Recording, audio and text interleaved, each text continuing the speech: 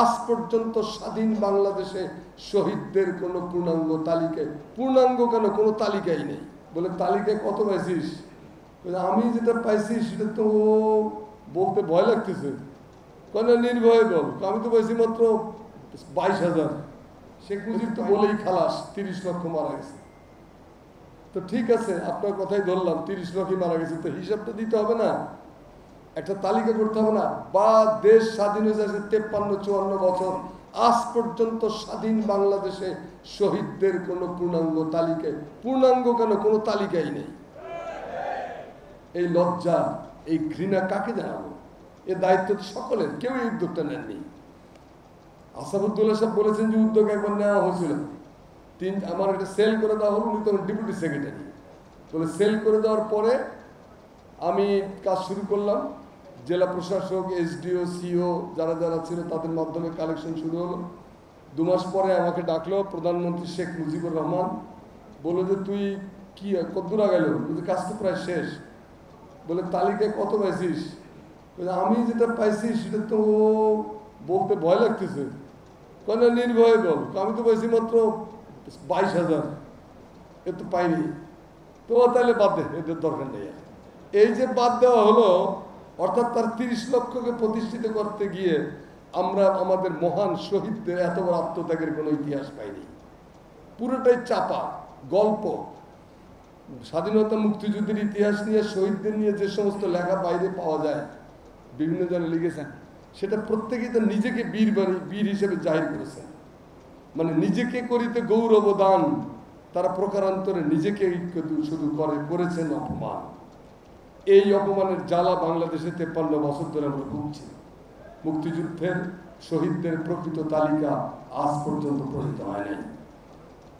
52 ভাষা আন্দোলন, বিশাল বিশাল কাণ্ড কারখানা হয়েছে। ভাষা আন্দোলনকে বেস করে বাংলা একাডেমির মতো প্রতিষ্ঠান গড়ে উঠেছে, কিন্তু ভাষা আন্দোলনের প্রকৃত শহীদের সংখ্যা বলতে পারবে না কেউ। সবাই বলা হয় যে রফিক, শফিক, বরকত, সালাম, জব্বার, তো তারপরে আর বলতে পারবে না। এই যে তোতা পাখির মতো একই বাণী প্রতিদিন প্রতি সময় মুহূর্তে মুহূর্তে উচ্চারণ করা হয়, অথচ প্রকৃত শহীদদের তালিকা কেউ প্রণয়ন করলো না। এই দুঃখ কাকে জানাবো?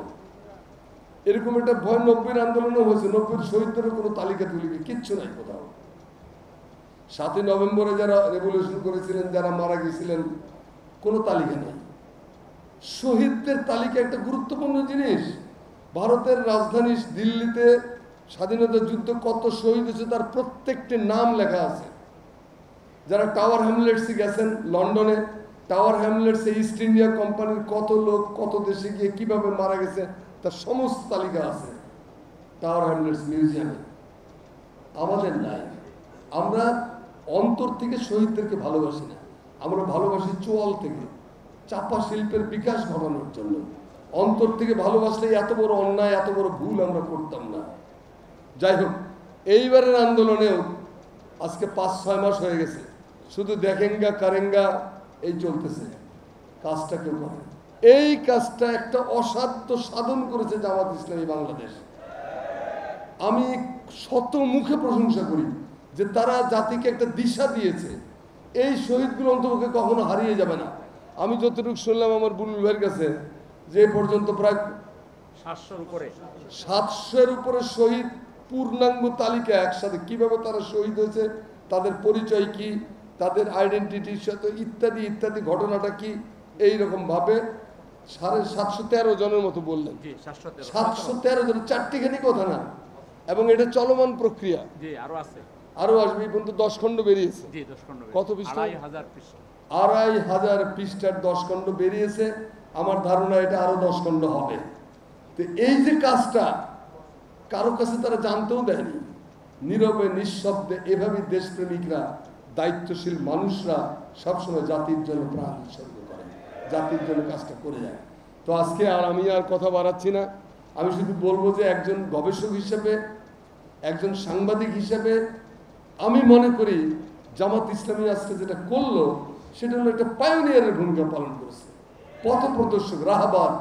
এই পথকে কেন্দ্র করে এখন আমরা আরো পূর্ণাঙ্গতার দিকে এগিয়ে যাব।